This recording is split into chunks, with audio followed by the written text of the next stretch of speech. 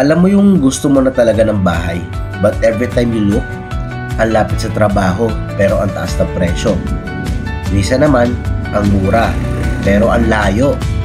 Alam mo ba kung kailan nagiging too much ang too far? It is when your daily commute eats up your time for family, rest, or dreams. Pero meron din namang housing na sakto-sakto ang pagkakabalanse sa presyo at distansya. Tulad na lang na sa Via Parkway, which is located sa Tanza, Cavite.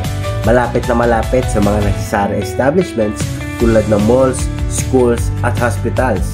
Tapos 40 to 45 minutes away lang from Manila through Cavitex. And since pre-selling siya, makukuha mo siya sa kanyang pinaka-affordable na price. O diba, you got the best of both worlds. Ngayon, baguhin natin yung tanong mo na how far is too far to how close are you to finally coming home to Via Parkway. Hello, just hit like and subscribe para notified sa further videos ni Via Parkway. See you!